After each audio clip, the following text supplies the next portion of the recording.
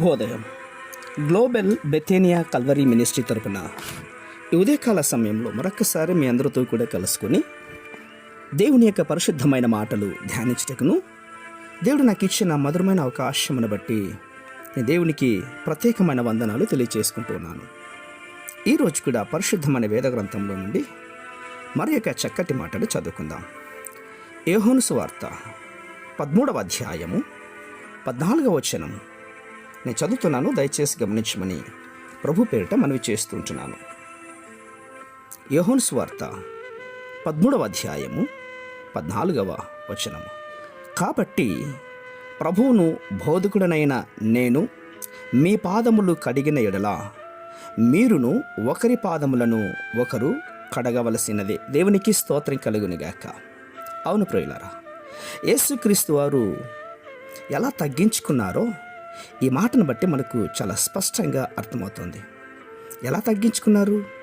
ఆయన తన శిష్యులను కూర్చోబెట్టి ఒక పాత్రలో నీళ్లు తీసుకొని ఒక తువ్వాలు నడుముకు కట్టుకొని ఒక దాసుని వలె తన శిష్యుల పాదాలు కడిగాడు. క్రీస్తు యొక్క దీనత్వమును ఇక్కడ చాలా లోతుగా కనిపిస్తుంది. వారి యొక్క పాదాలను కడిగాడు ప్రియులారా. అవును, అందుకే అన్నాడు, నేను మీకు చేసిన ప్రకారము మీరును చేయాలి అని మీకు మాదిరిగా ఉండాలి అని చదివించాడు పిల్లరా. మీరును ఈ మనసు కలిగి ఉండండి అంటే ఒకరి కాళ్ళు ఒకరు ఊరికే కడగండి అని కాదు, కానీ అవసరమైతే కడుగటకు అటువంటి మనసు కలిగి ఉండడము, అలా జీవించడము అన్నటువంటిది అర్థం చేసుకోవాలి. కొంతమంది కాళ్ళు పట్టుకోవడము కడుగడం అంటే అదొక చాలా బాధతో ఫీల్ అవుతారు. నేను ఏం చెప్తే తప్పు చేశానని ఒప్పుకోవాలి, క్షమాపణ అడగాలి అని వాళ్ళు ఏదో చాలా లోతుగా ఫీల్ అయ్యి ఏదో చెప్పారు కదా, మాట వరుసకు మాత్రమే క్షమించయ్యా అని చెప్పేసి వెళ్ళిపోతూ ఉంటారు. అలాంటి హృదయం కాదు.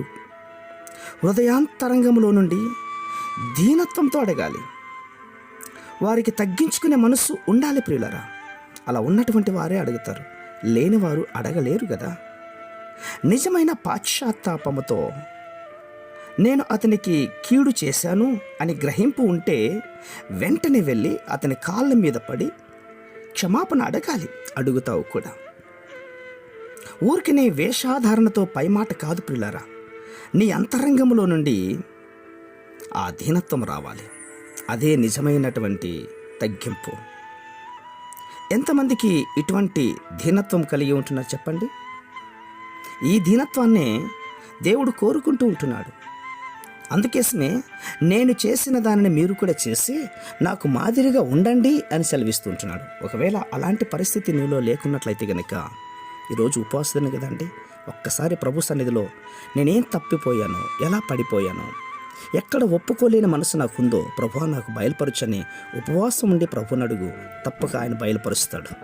అట్టి కృప దేవుడు మనకందరికీ కూడా అనుగ్రహించునుగాక. పరిశుద్ధమైన మా ప్రియ పరలోకపు తండ్రి, అవును నాయన, మీరు ఎంతగా తగ్గించుకున్నారో ఈ మాటలను బట్టి మాకు అర్థమవుతుంది. మీరే మాకు మాదిరినైనా, మీరు తప్ప మాకు ఈ లోకంలో ఎవరూ మాదిరి లేదు ప్రభా. మీలాగా జీవించే మనస్సు ఈ మాటలు వింటున్న వారందరికీ దయచేయండి. అట్టి కృప మీరు దయచేస్తున్నందుకే స్తోత్రాలు అర్పించుకుంటూ చిన్న ప్రార్థనను మా రక్షకుడిని యేసుక్రీస్తుని బట్టి అడిగి వేడుకొని పొందుతున్నాం మా తండ్రి. ఆమేన్.